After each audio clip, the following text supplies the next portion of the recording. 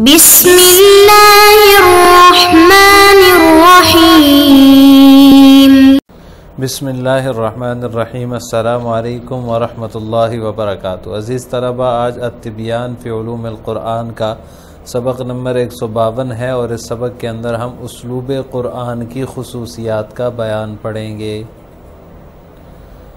عزیز طلبہ، گزشتہ سبق میں ہم نے اعجاز قرآن کی دوسری وجہ نادر اسلوب یعنی اسالیب عرب میں قرآن کا جو اسلوب ہے وہ نادر اسلوب ہے، جیسا جو اسلوب ہے وہ تمام عرب کے اسالیب میں نہیں پایا جاتا۔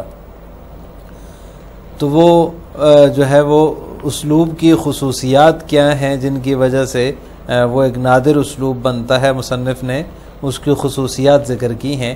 تو ان خصوصیات میں سب سے پہلی خصوصیت یہ ہے کہ قرآن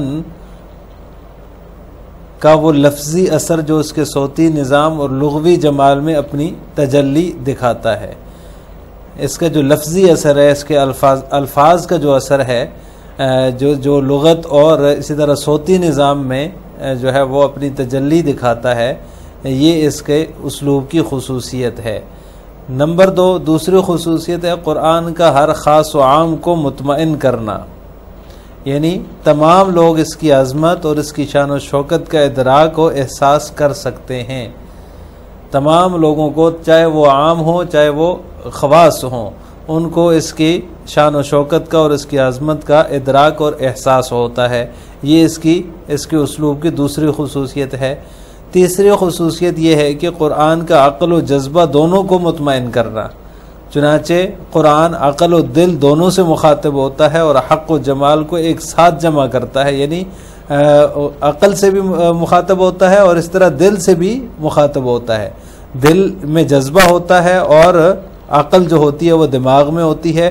عقل اور دل دونوں سے قرآن کریم نے خطاب کیا ہے، تو یہ اس کے اسلوب کی تیسری خصوصیت ہے۔ نمبر 4، چوتھی خصوصیت یہ ہے کہ قرآنی ترتیب کی عمدگی اور اس کی روانی کی پختگی، یعنی قرآن کریم کی جو ترتیب ہے وہ ایک ایسے سانچے میں ڈلا ہوا ہے جو عقلوں سے کھیلتا ہے اور آنکھوں کو خیرہ کر دیتا ہے۔ اس کی جو ترتیب ہے، اس کی عمدگی اور اس کی روانی کی پختگی جو ہے وہ بڑی بہترین ہے، اس وجہ سے جو ہے وہ اس کا اسلوب جو ہے وہ خصوصیت کا حامل ہے۔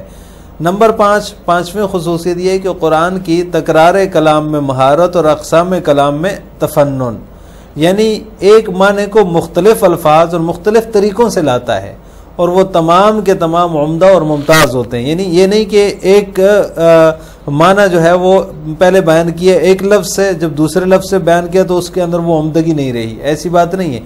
پہلے سے زیادہ عمدگی پائی جاتی ہے اس میں، جب وہ دوسرے طریقے سے لاتا ہے نا ایک ہی معنی کو، ایک ہی مختلف الفاظ کے ساتھ، پہلے ایک لفظ کے ساتھ پھر دوسرے لفظ کے ساتھ، اور جب دوسرے لفظ کے ساتھ لاتا ہے تو وہ طریقہ اس پہلے والے سے بھی عمدہ ہوتا ہے، تو عمدگی اور ممتاز اس کا باقی رہتا ہے۔ یہ بھی قرآن کے اسلوب کی خصوصیت ہے۔ نمبر 6، قرآن کا اجمال و تفصیل دونوں کو جمع کرنا۔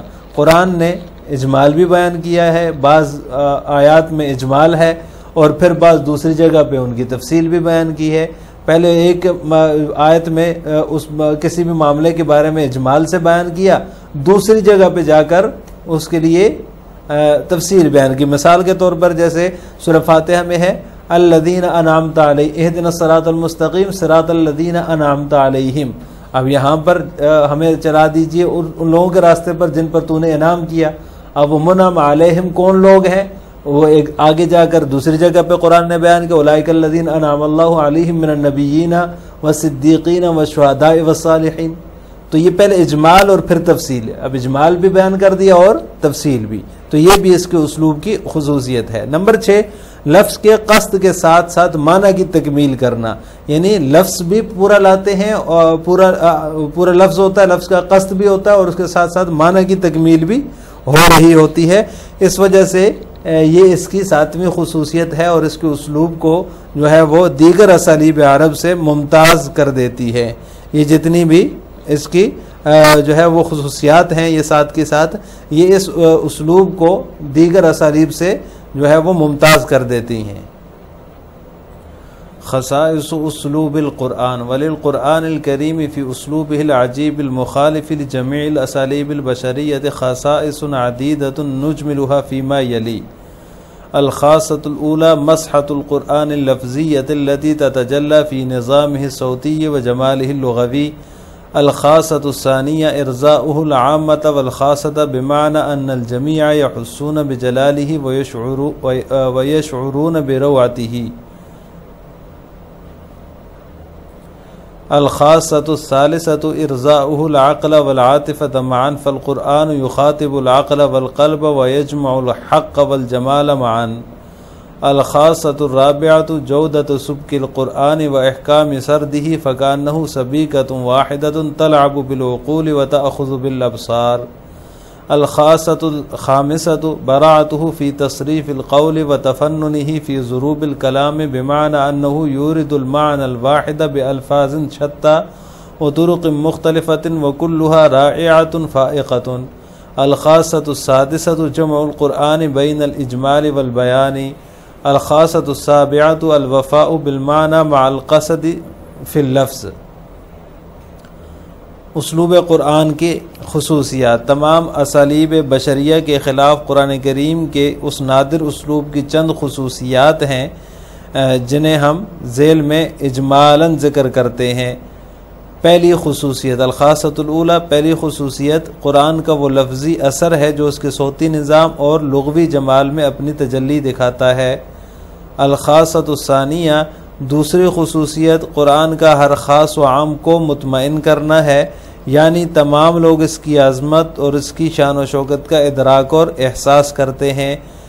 الخاصۃ الثالثہ، تیسری خصوصیت یہ ہے کہ قرآن کا عقل و جذبہ دونوں کو مطمئن کرنا، چنانچہ قرآن عقل و دل دونوں سے مخاطب ہوتا ہے اور حق و جمال کو ایک ساتھ جمع کرتا ہے.